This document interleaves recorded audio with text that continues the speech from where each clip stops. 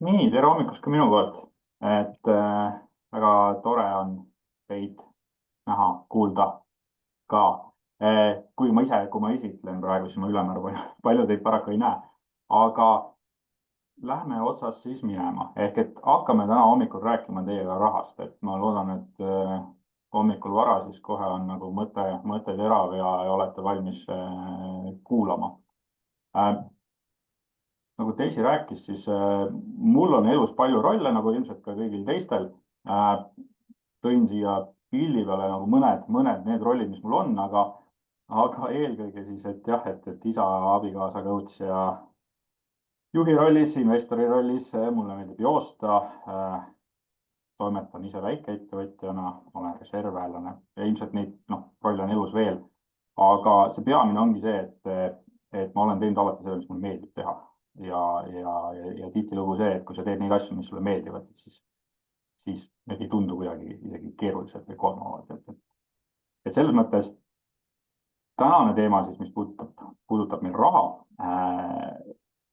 on minuni, selles mõttes, et investorina ma olen tegutsenud võib-olla 7-8 aastat teadlikuna, võib-olla siis mõnevõrra varem ka selliste finantsteadmistega seotult, aga see on ka nagu saatnud mind pikalt ja ega, et ei ole sellist ühekordset või tekkinud huvi, vaid see ongi selline järk-järgult aja jooksul killu haaval siis tekkinud võib-olla siis teadmised ja oskused.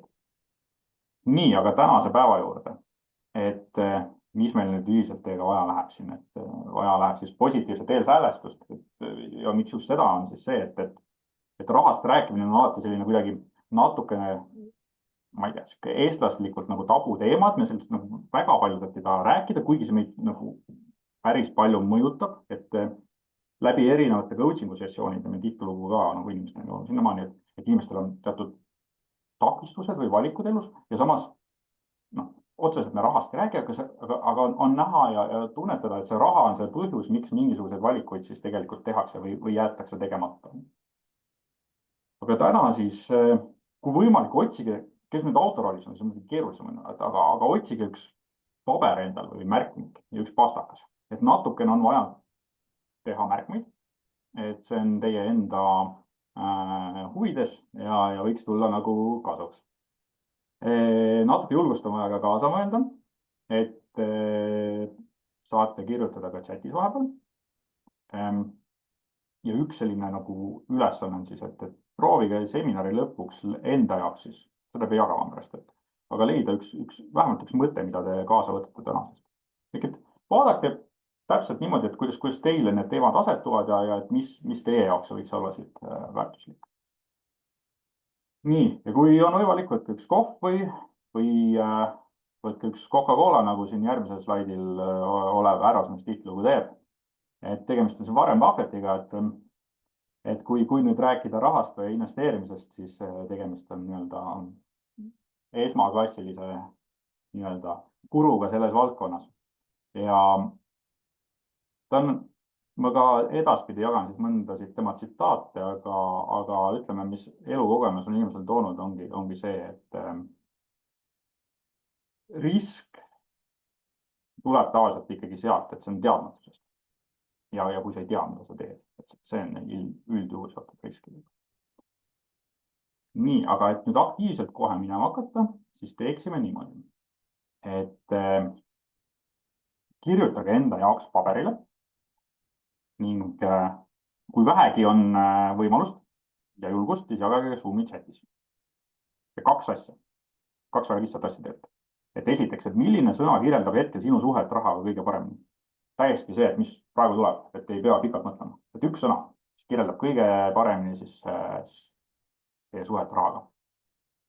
Ja küsimuse osa nagu 2, et kui te peaksite nüüd hetkel mõtlete rahaasjade peale ja et kui palju teist nagu ärevust tekitab, kui te raha peale mõtlete.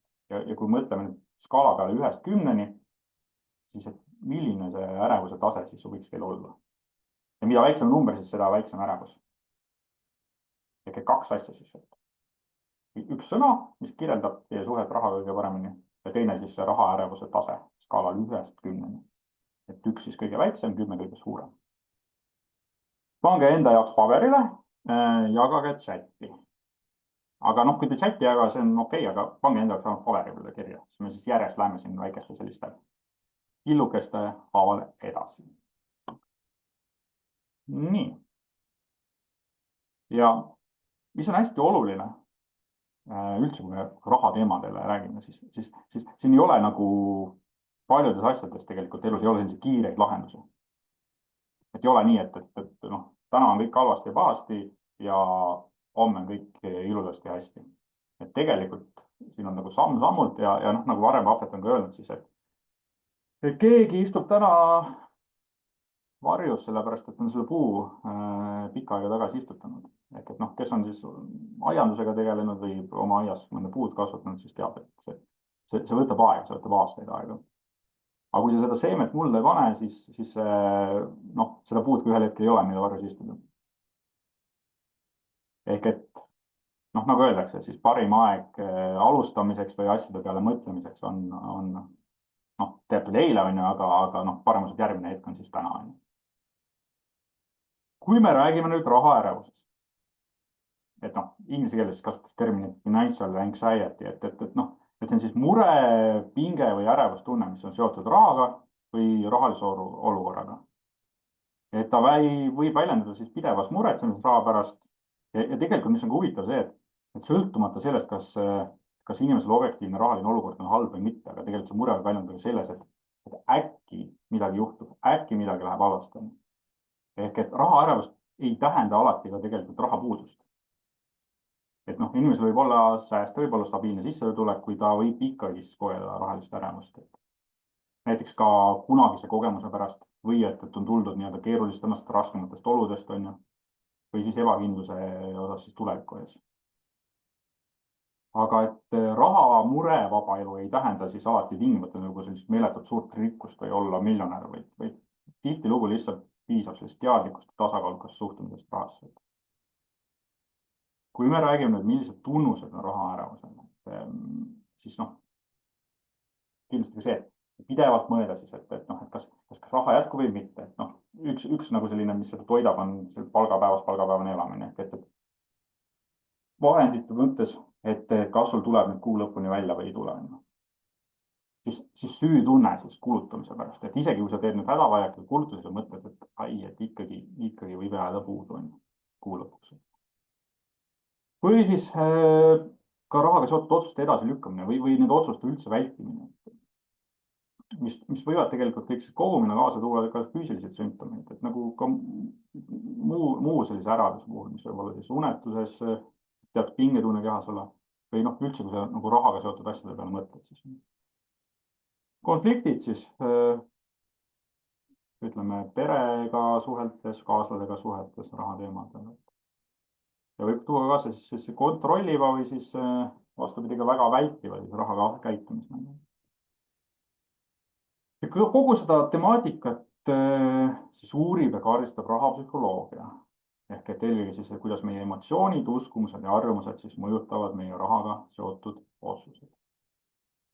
Eestis on tehtud ka erinevaid uuringuid, et viimati siis tellis uuringu Swedbanki rahaasjade teabekeskus, see oli siis 24. aasta eelmise aasta lõpus. Ja selle uuringu tulemused tõid välja selle, et Eesti inimesed peavad jätkuvalt siis kõige suuremaks stressiallikaks raha. Noh, ilmselt suure tõenäosusega ka selle puudumist on, aga võrreldes eelmise uuringuga, mis oli tellitud siis 2020. aastal, siis raha pärast muretsemine on kasvanud siis 11% punkti võrra. Samas noh, töö pärast muretsemine on jäänud samale tasemele ja stressi tundmine siis tervise, suhete ja pere pärast on vähenenud. Ja see oli küllalt esinduslik uuring, et üle 1000 osaleja ja Norstat viis seda läbi siis Swedbanki jaoks. Ja mida siis rahamured eelkõige mõjutavad, et selle uuringu andmetel siis 23% vastanutest siis muretseb oma pere või enda rahaasjade pärast iga päev. Ja üle poole on siis oma rahalise seisu pärast tulnud negatiivset mõju mõnele eluvaldkonnale. ja peamiselt siis mõjutab raha pärast stressis oleks siis vaimset, füüsilist tervist ning suhteid lähedastega. Võib väheneda ka tegelikult töö tulemuslikkus, mis on jällegi tööandjate vaates hästi oluline tegelikult. Et igasuguses stressis inimene tegelikult ei too seda tulemust võib-olla nii hästi ära, kui tooks tegelikult oluliselt stressivabam inimene. Ehk et kui meie need rahaga seotud muremõtted muutuvad igapäevaseks ja segavad muid tegemisi, siis see viitab juba raha ärevusele ja millega peaks siis kindlasti tegelema. Ja huvitav on ka see siis, et kolmandik inimestest kipub raha pärast stressis olles mitte siis raha kuidagi säästma või koguma, vaid hoopis seda kulutama. Ja keskmiselt enam teevad seda siis noored või siis põhi- või keskharidusega vastanud. Ja samas need samad inimesed tunnevad ka rohkem siis süütunnet raha kulutamise pärast ebavajalikele asjadele.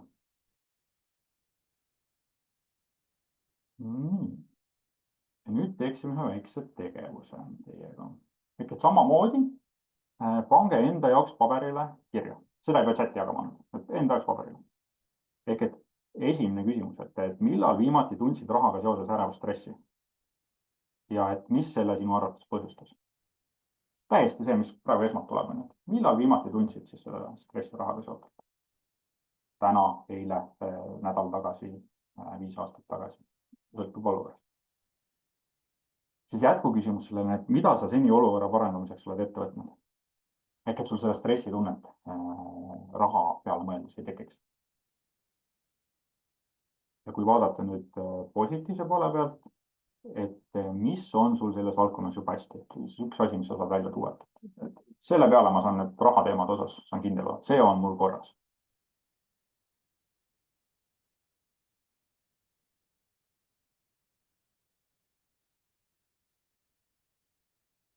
Ma jätan teile väikse hetke praegu.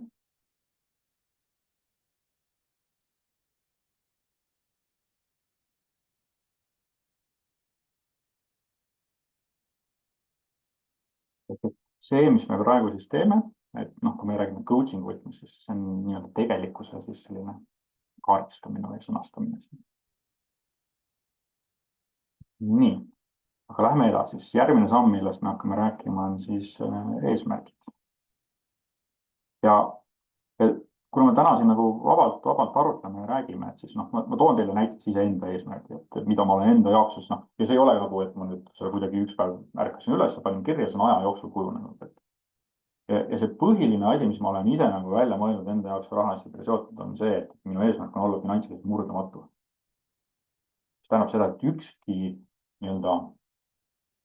olukord ei tohiks mind selles osas kõigutada ega olulisel määral saada mulle takistuseks.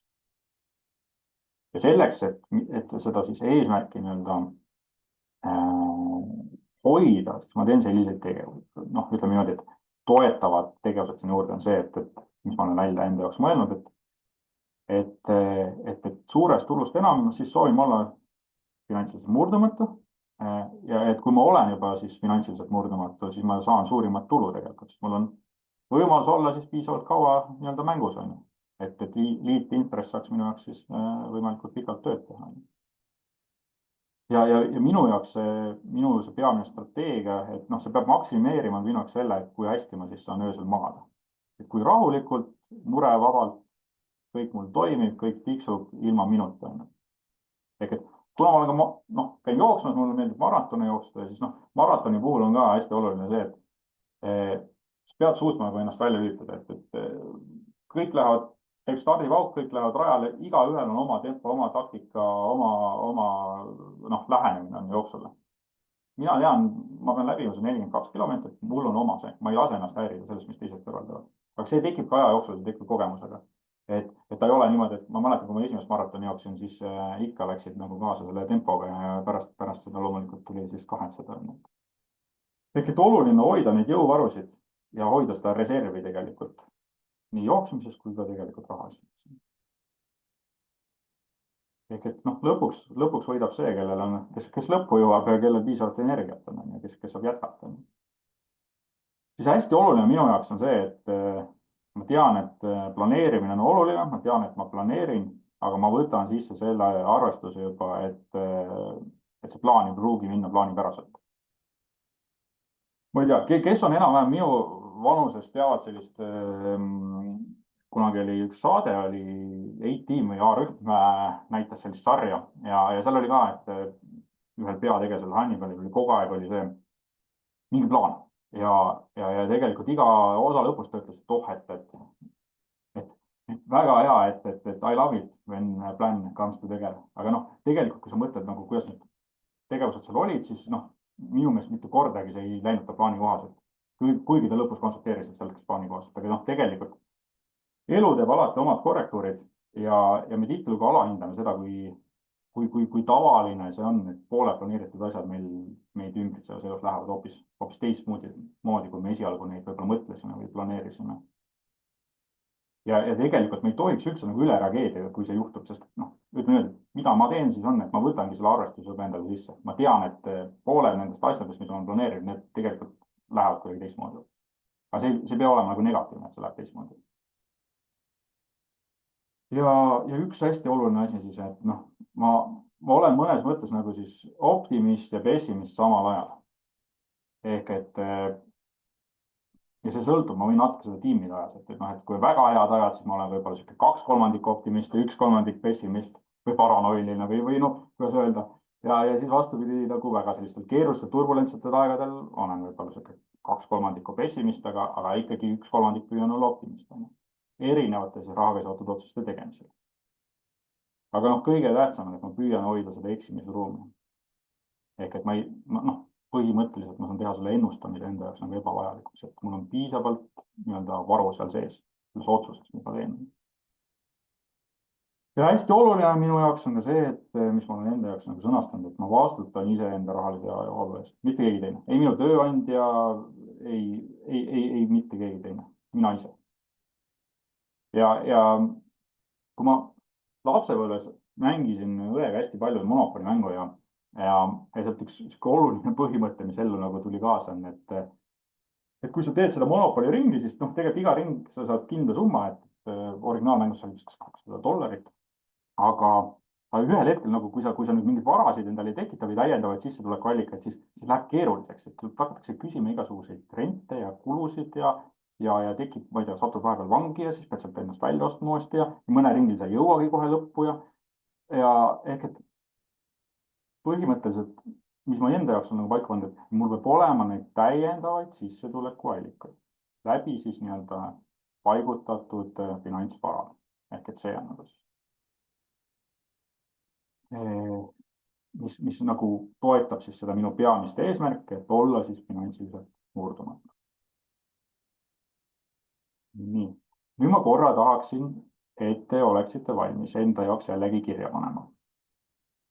Ja proovida siis sõnastada, et milline on siis teie rahaga seotud peamine eesmärk, kui te tänasel päeval selle peale mõtlete. Ja noh, ja selline kaasnev küsimus sinna juurde on, et kui eesmärk on raske võib-olla sõnastada, et kuidas sa siis tahaksid, et asjad oleksid sinu jaoks?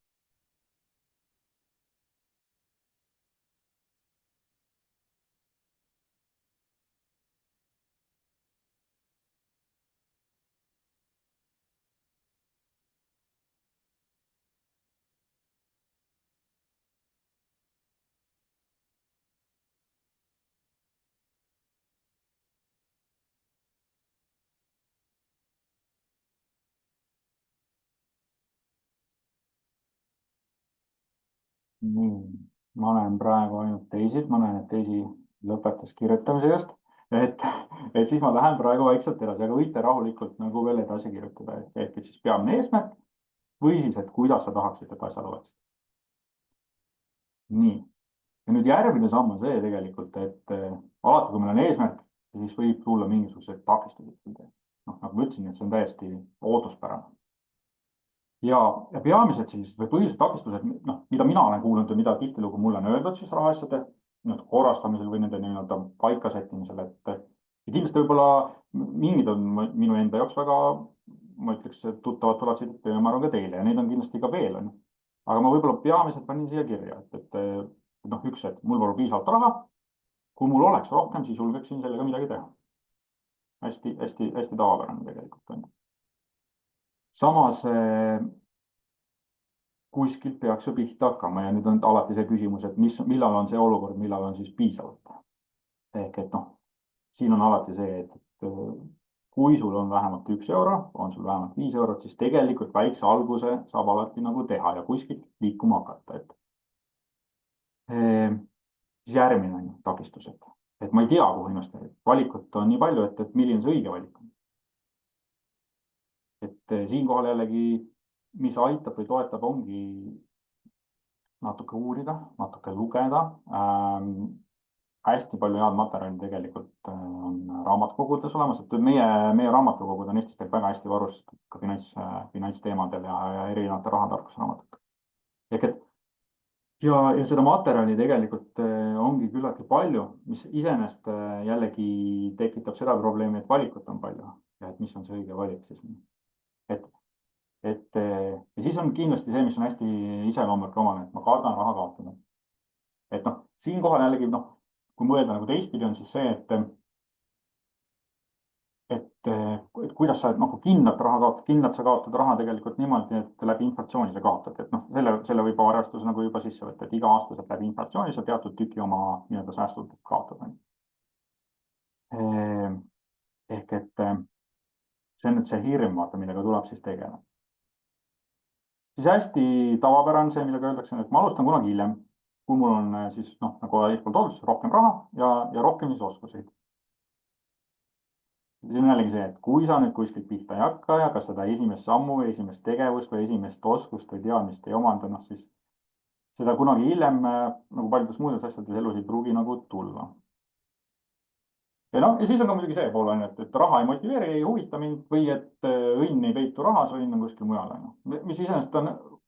Mis on iseenesest tegelikult õige. Ega raha ei peagi huvitama, raha ei pea olema elus oluliselt kohal. Küll ma olen nagu täheldanud seda, et juhul, kui seda ei ole piisavalt, et igapäevaselt normaalselt hakkama saada, siis ta nagu paratamatult tuleb sulle sinna olulisele kohale ja hakkab sind nagu mõjutama ja sinu tegevusi siis korrigeerima. Ja siis see, et kõik on lihtsalt liiga keeruline. Ja noh, tegelikult neid takistusi on veel, et mis on läbi käinud, et noh, hirm ka selles, et pangad võivad pankrotti minna või noh, see on, ütleme, see põhineb nüüd nii-öelda teatud vanematel sellistel eeldustel. Ma arvan, et kui te räägite enda vanemate või vanavanematega, siis inimesed on elus kogenud erinevaid olukordi, erinevaid asju läbi käinud, ehk et nüüd vaatame siis, mida me nende peamiste takistustega siis teha saaksime. Et üks selline hea tööriist on näiteks, et mida saaks kasutada, niisugune skill-will maatriks on. Et selle läbi saab siis kaardistada, et inimeste motivatsiooni ja oskusi mingi tegevuste elluviimisel. Noh, näiteks siis raha asjadega seotud muudatuste tegemisel. Ma panin siia ühe näidise, see on selline õppemaatriks on, et kuidas siis, noh, näete, kuidas see noolekesed liigub nagu sellest beginnerist siis kuni masteri siis tasandil on. Aga et selle maatriksina on siis 2 telget, üks on siis oskuste ehk skill'i telge ja teine on siis tahte ehk villi telge. Et oskused, et kuivõrd inimene oskab või teab, kuidas midagi teha ja teistpidi tahe, et kuivõrd inimene tahab või valmis on seda tegema. Ja noh, et tegelikult selle sama saab kasutada tegelikult küllaltki lihtsalt ka rahaasjade siis nii-öelda sellise kaardistuse jaoks. Ehk et näiteks kui te mõtlete oskuste peale, et noh, kas sa tead, kui palju sa iga kuu kulutad, et kas sul on kogemust näiteks eelarve koostamise eesmärkide saanud, kas sa tead, kuidas investeerida või säästa. Ütleme tahte poole, mis küsimused võib endale esitada, on siis, et kas sul on praegu selline sisemist soovi või tahet oma rahaasju paremini juhtida. Kas sa oled valmis sellele aega kulutama või oma harjumusi muutma või mis tunne sul üldse on, kui sa mõtled rahaga seotud muudatustele? Et noh, näiteks coaching'u puhul ma tooks sellised küsimused veel sisse, et mis sind kõige rohkem takistab alustamast või et kui sa peaksid näiteks ühe sõnaga kirjeldama, et miks sa seni pole tegutsenud, mis see sõna oleks. Või et kumba sa rohkem vajad, kas infot või julgustust. Või et kui sa juba teaksid, mida teha, et kas sa siis juba teeksid seda. Et sellised mõned coaching'u küsimused teile ka siia mõtlemiseks. Ja nüüd, kui me läheme järgmise tegevuse juurde, et siis kui me mõtleme nüüd piiravatele uskumustele ja takistustele, siis pange jällegi enda jaoks sinna paberi peale, mis teil on kõrval või mis iganes muu asi on kirja. Et mis on siis teie vaates tänasel hetkel see peamine takistus. Kui te vaatate natuke sealt edasi nüüd, et kui te eelmises nagu hetkes sõnastasite eesmärgi, et mis see peamine takistus on, siis teid piirab selle eesmärgi poole liikumisele. Siis nagu ma seda skill-will graafikut näitasin või maatriksit, et kui palju siis selle takistuse ka toimetulekuks on sul siis oskusi ja tahet. Et lihtsalt enda jaoks jällegi, pange kirja. Peamine takistus ja siis, et kui palju siis täna neid oskusi või tahet siis selle takistusega tegelemiseks.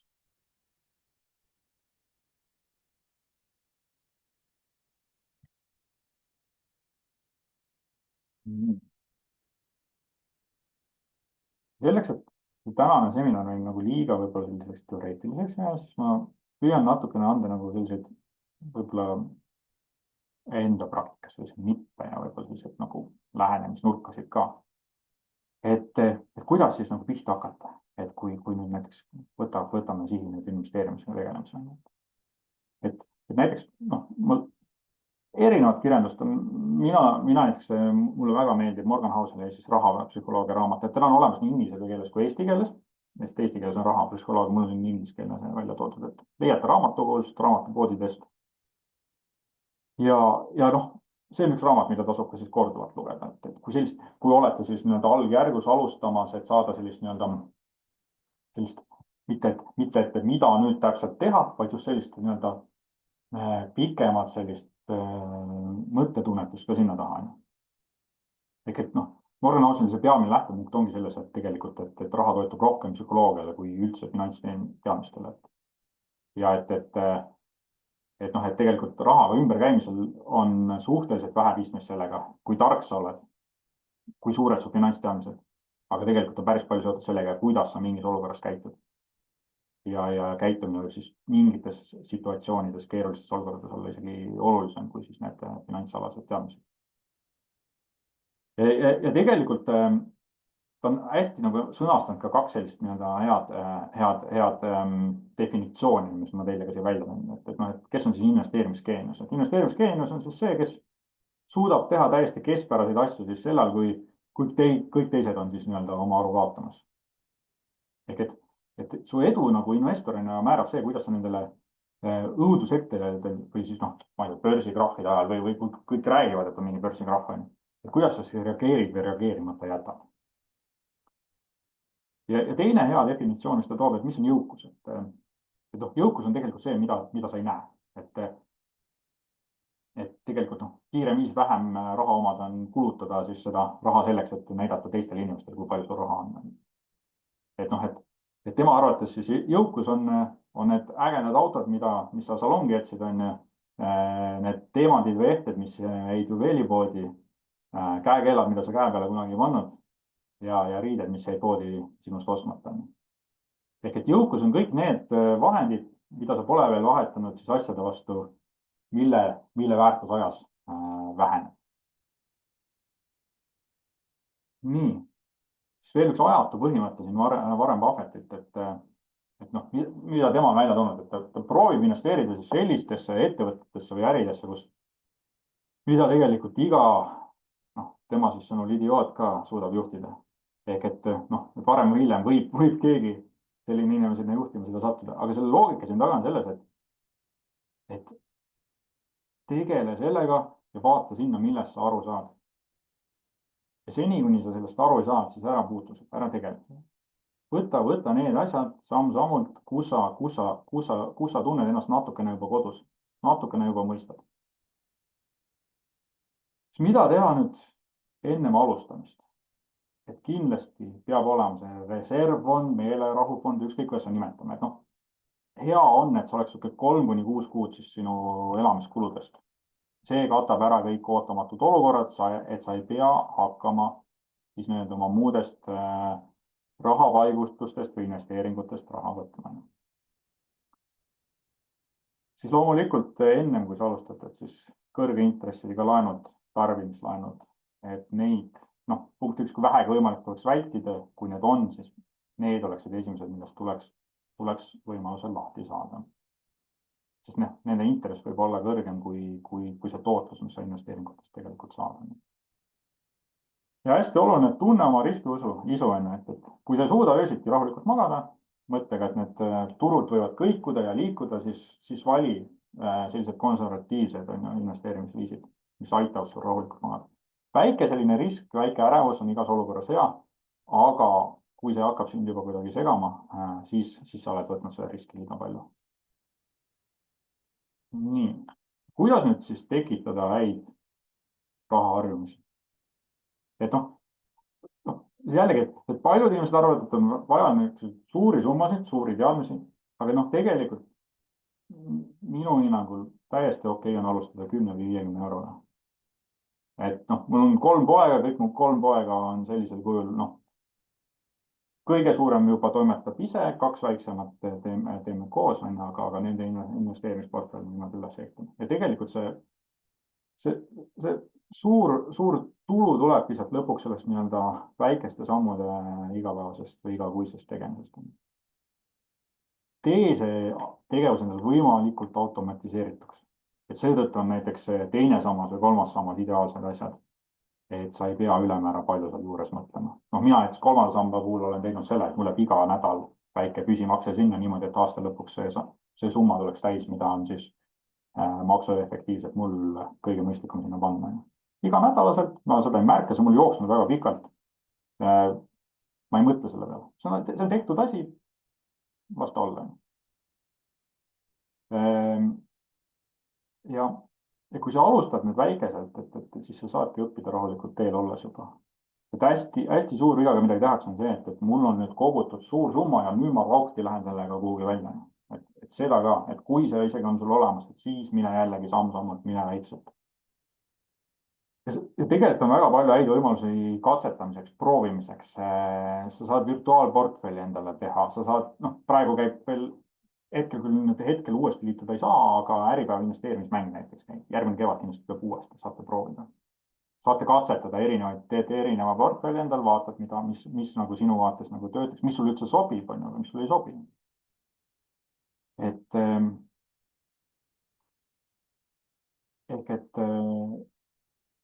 kõige olulisem siit samm-sammult ja katseta ja proovida. Peamised vead, mida tehakse, on kindlasti, kui sa alustad nüüd investeerimist ilma strateegiat. Et sul peab olema, see ei pea olema mingi suur, nüüd ütleme selline 100-leheküljeline strateegiadokument, aga need peamised eesmärgid proovi enda jaoks ära sõnastada. Ja jällegi, samm-sammult, pigem siis tasakesi, aga kindlasti. Suur viga, emotsioonide ajal tegutsemine. Või eelkõige ka see, et FOMO on üks näide siin sellest on ju. Kõik läheb suurepäraselt, kõik on juba seal kuskil, kõigil läheb edukalt, kõik teenivad varandusi kuskilt ja mina olen sellest ilma jäänud. Nüüd ma lähen ka sinna viimasel hetkel. Kui sa alati võid mõelda niimoodi, alati tuleb järgmine lift, järgmine rong, järgmine buss, sa ei ole kuskilt maha jäänud. Ja teisipidi siis tegelikult paanikas olles ei tasu tegevusi teha. Ehk et kui on olukord keeruline, sa tunned ärevust, ma ei tea, turud on kukkunud, võta rahulikult, vaata see enda esimeses punktis, paika pandud strateegia, vaata sinna peale, milline on su ajahorisont, kui see on ikkagi pikem kui 1 kuu või 2 kuud, siis tegelikult ei tohiks siit ülemäära palju see kõigutada, see müra, mis natukene võib-olla tekib aeg-ajalt. Üks suur viga on ka tegelikult see, et sa panustad ühele kaardile. Ehk et see on niisugune, jällegi ma ei teagi, kas see on nüüd varem vahvetid, öeldakse seda, et tegelikult, et ära otsi nõela heinakuhjast, vaid et parem osta endale kogu see heinakuhi. ehk et hajuta oma investeeringuid. Seeläbi sa vähendad ka riske. mida kontsentreeritum investeering, seda paremini sa pead tundma seda valdkonda, seda paremini pead sa olema kursis. ja kindlasti üks viga on ka see liiga keeruliste siis toodete valimine, et kui sa ei saa aru, kuidas mingi asi töötab, ära sellesse investeeri. noh, näiteks ma toon enda näite, ma ei saa krüptost aru, võib-olla ma ei ole piisavalt kompetentne, aga mina ei saa aru sellest, ma ei saa sellest väärtusest aru. Warren Buffett ei tea ka sellest väärtusest aru. Ja mina seda ei ole puutunud, ma ei ole sellega tegelenud, ma ei loe sellest, ma tean, et see noh, mind ei kõneta. ehk et oluline hoida seda fookust. ja isegi kui kellelgi läheb väga hästi, siis lähebki väga hästi, aga see ei tee mind kuidagi õnnetumaks. mul on omad strateegiad, omad tegevused. ja Warren Buffetti üks väga oluline tsitaat jällegi, et ära investeeri ettevõttesse, ärisse või üldse valdkonda, millest sa aru ei saa. nii, nüüd prooviks koos teiega jällegi, kirjutage enda jaoks paberile. kui me läheme nüüd, me oleme vaadanud üle, mis tegelikkus on, me vaatasime, milline on eesmärk. me rääkisime takistustest, panite peamise enda jaoks kirja. siis nüüd mõtleks, mis võiksid olla need tegevused.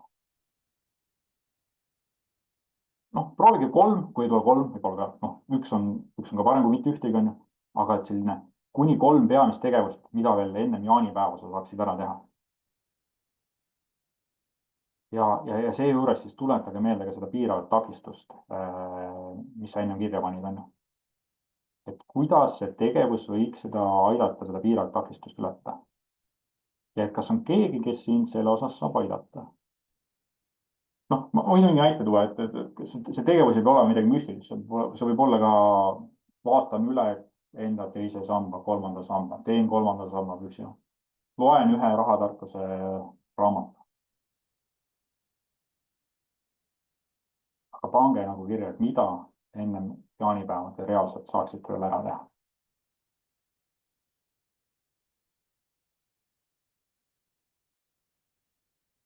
kui vaatate siis sinna takistuse peale, et kuidas seda takistust siis see tegevus aitaks natukene ületada või liikuda selle ületamise suunas.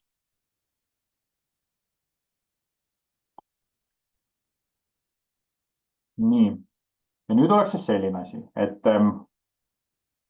ka coaching us on meil niimoodi, et tihtilugu pool võitu tuleb juba sellest, kui sa selle asja välja ütled, mida sa kavatsed teha. ehk et prooviksime nüüd koos teiega niimoodi, et me teeme sellised väikesed Zoomi breakout'i ruumid. et teisi aitab mul need jagada ja vaadake peale siis, milline nendest tegevustest, mis te ennist kirja panite, tundub teile kõige jõukohasem ja saaksid selle siis kohe ettevõtte ära teha. siis teine punkt sealjuures, et kes võiks sind aidata seda tegevust ellu viia. ja sihuke väike maasikas juures, et kuidas sa iseennast premeerid, kui see tegevus on tehtud. me teeme sellised väikesed breakout'i ruumid, lihtsalt muud ei pea tegema, et te lihtsalt ütlete, et see üks tegevus, mis on kõige jõukohasem, mis te kavatsete ära teha, kes aitab seda teil toetada vajadusel, aitab ka seda takistust ületada ja kuidas sa premeerid ennast, kui see tegevus on tehtud. nüüd on nüüd selline asi ka, et see oleks nüüd hästi suur probleem. kas meil on, ütleme sellist 3-4 vabatahtlikku, kes oleksid valmis siia pearuumi jääma ja minuga koos just rääkima nendest tegevustest. et kuna me teeme ka salvestused, siis need jäävad siis nagu siia sellise salvestuse osaks, et muidu me oleme siin teisiga kahekesi. ja siis on pärast salvestus nagu ei ole nii huvitav kuulata ja vaadata. nii, ma nägin, et Merike tõstis käe. kas keegi veel oleks valmis?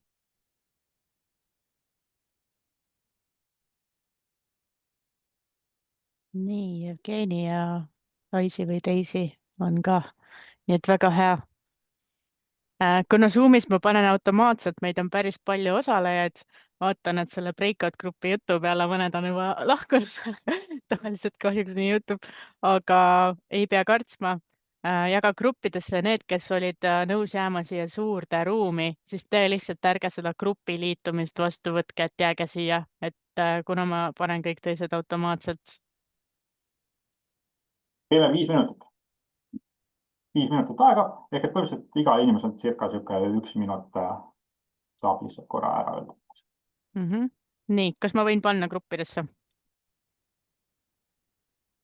Valmis? Väga hea. lähme teeme. Nii. Ja avan ruumid. Vaatan, kas ma saan siin kohe ajaga panna 5 minutit.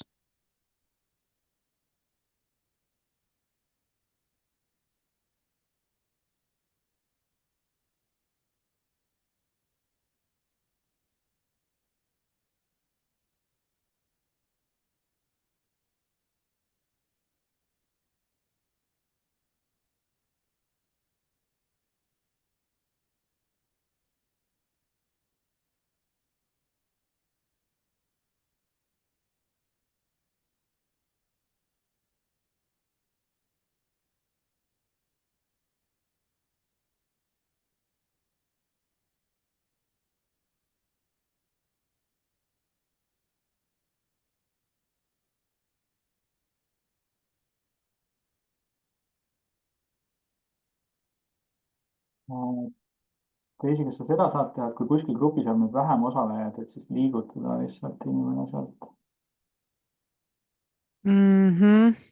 Ma vaatangi siin, kus et on ühes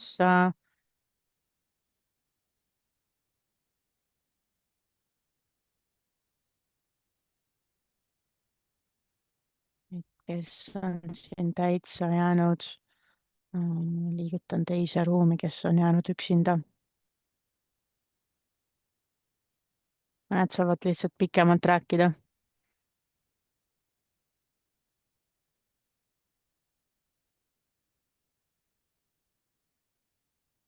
Nii, nüüd vähemalt ei ole keegi üksi.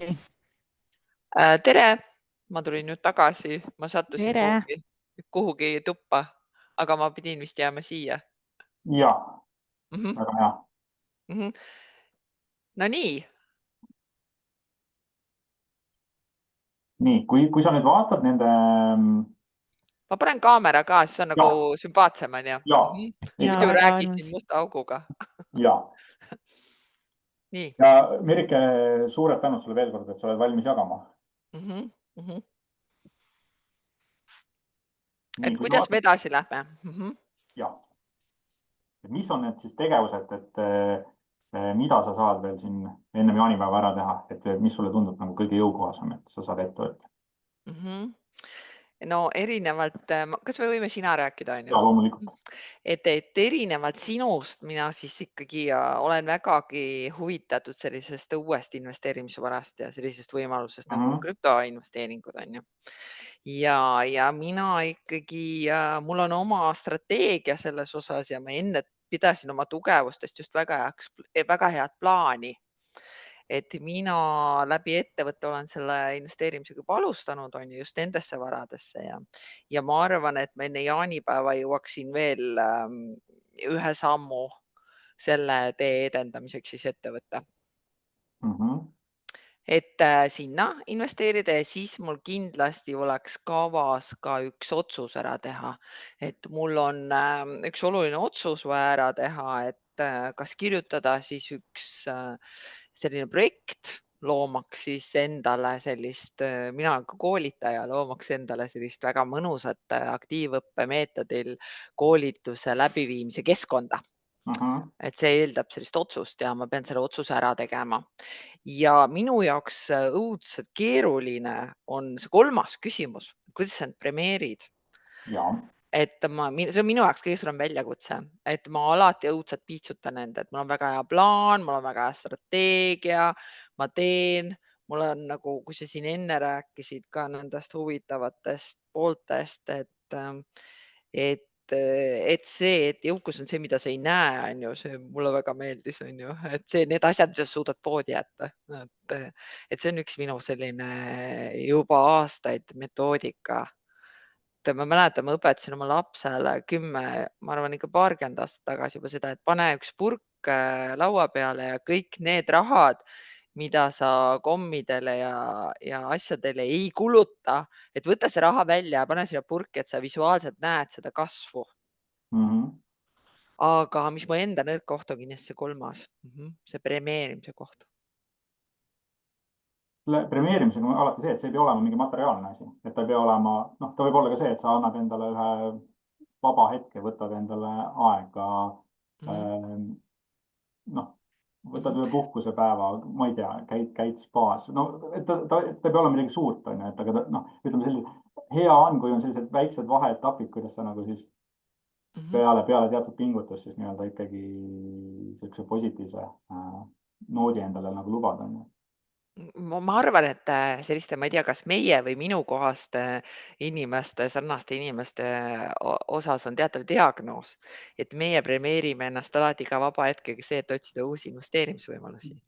Nii et kui me seda saame nimetada puhkuseks, siis tõesti jah, et mul on jah üks väga hea sõbranna ja me jälle avastame, et kuskil portaalides on see kinnisvaraportaal või midagi. Et pigem on see selline, ma ütlen natukene selline haiguslik või selline võiks olla ka seda nii-öelda heas mõttes tähistamist või premeerimist. Et see on see koht, kus mina leian, et tuleks läbi mõelda, et isegi need abimeestega ei ole nagu küsimust, et jah, et selle otsuse tegemisel aitab mind kindlasti projekteerija, on ju, projektikirjutaja, siis see minu partnerid läbiarutamisel on. Eile ma tegin ise väga selge selle finantsstrateegia, kuidas seda saavutada üldse, kas seda üldse on võimalik saavutada. Et selles mõttes see pool on mul tugev, aga huvitaval kombel on need nõrkused meil erinevad. Ja. Aga suur aitäh sulle jagamast, Merike. Ja. Kas on nüüd keegi veel, kes siin pearuumis meil on, kes sooviks veel jagada kiirelt oma mõtteid, et ühe inimese me saaksime, ma arvan, ajaliselt veel võtta? No mina võin jagada. Aitäh. Et mina lähen täiesti teise seina selles võrreldes Merikesega, et mul on täitsa olemas oma portfell, ehk on siis aktsiaportfell ja võlakirjad. Olen mõelnud tungivalt selle peale, et ühel hetkel võiks olla ka kinnisvara seal ja niimoodi sammhaaval, aga minu põhiline probleem on pigem see, et ma ei taha raha välja anda. Kui hea meelega hoian teda enda käes. Ja siis käisin selle Rat Race'i mängul ja siis põhimõtteliselt seal tuli üks hea õpetus oli see, et raha väljaandmine ja raha hoidmine on samaväärsed. Ja siis ma tegelen hetkel nagu väga tugevalt sellega, et ma annaks raha välja, et ostaks asju, mida mul on tegelikult vaja. Et ma isegi nii palju hoian seda tagasi. Ja see on olnud päris suur kadalipp siin ja ma arvan, et ma olen juba paremas kohas, et ma loodan, et enne jaanipäeva ma suudan seda täielikult ära lahendada, et jumala okei on omal asju osta, mida sul päriselt on vaja, et sa ei pea nagu tagasi hoidma sealt ka.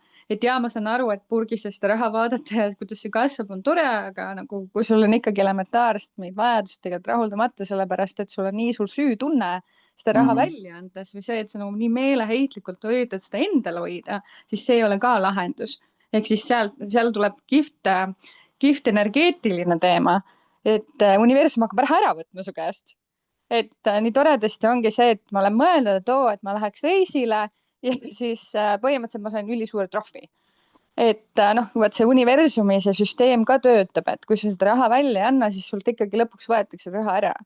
Et selle koha pealt ka et ma arvan, et see on päris hea mida ka meeles pidada. Aga premeerimise osa pealt mina küll teen kingitusi endale. Need on küll pisikesed, kas mingi ühed kõrvarõngad või midagi. Aga see on nii tore, kui sul ikkagi mingi asi on, et mida jälle kanda ja mida mõeldagi, et see on sellega seotud. Ja siis sa paned need kõrva ja mõtled, kui tore. Et sa said mingi suure asjast üle ja siis see on su kõrvas või sinu küljes või sa näed seda, on ju. Suured tänud, Asi, sulle jagamast. Et praegu rohkem ei saa võtta, et me peame minema edasi, et muidu ma kulutan teie aega üle aja.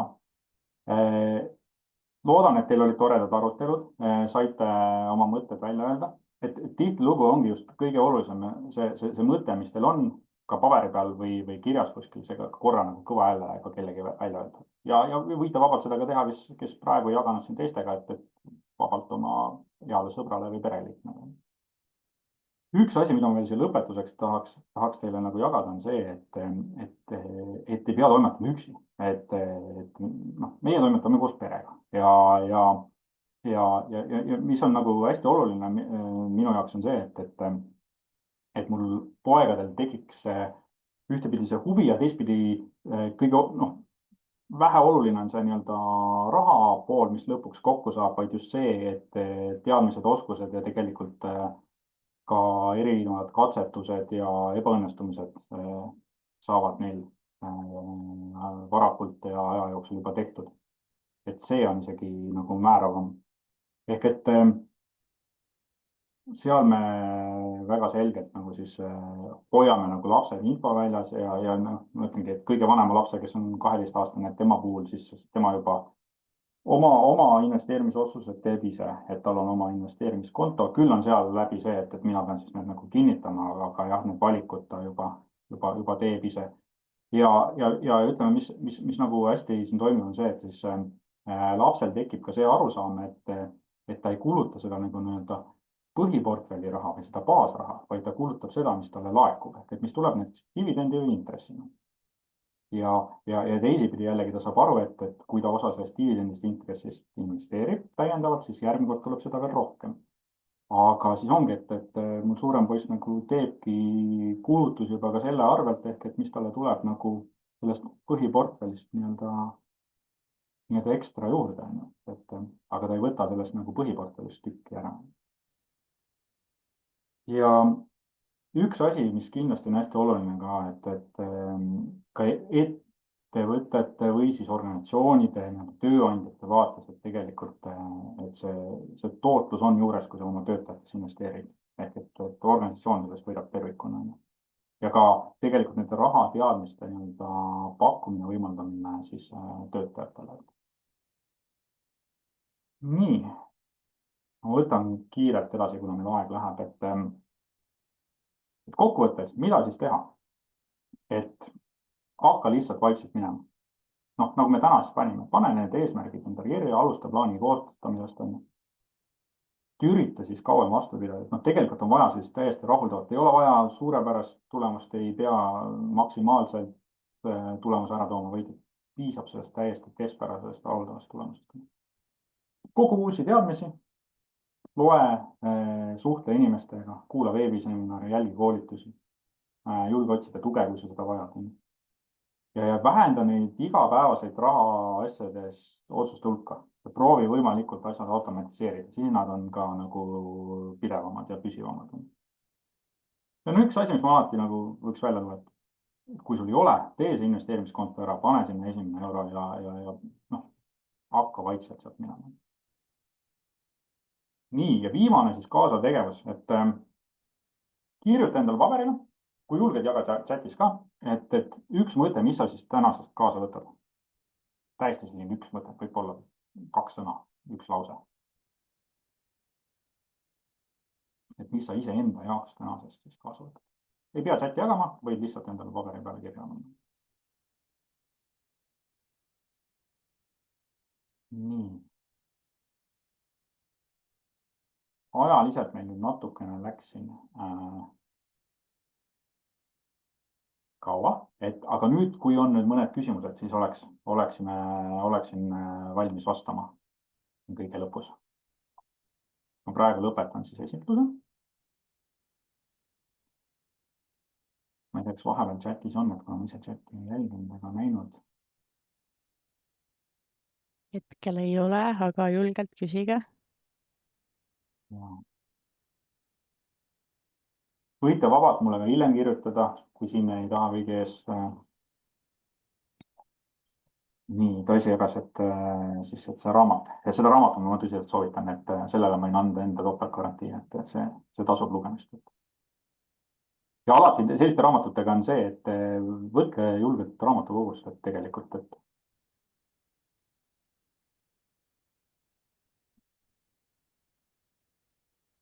Nii.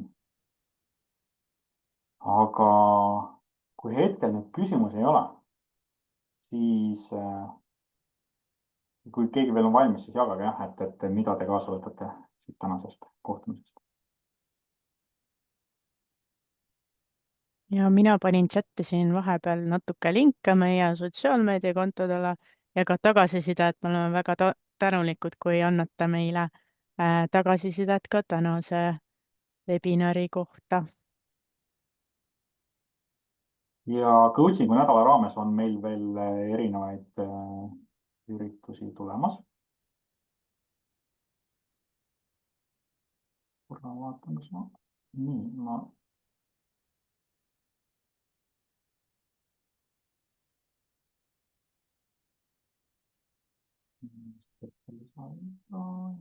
jokada edasi. Aga okei. Igastahes meil on erinevaid üritusi tulemas. Coachingu nädala programm on meie sealt coachingu nädala lehe pealt leitav.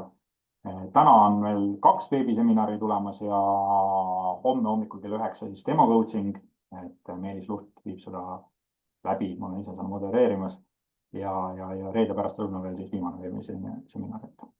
Oli väga tore hommikust teiega. Soovin neile rahateadlikke valikuid ja edu siis teie tegemistes. Aitäh sulle, Oliver, ja aitäh kõigile osalejatele.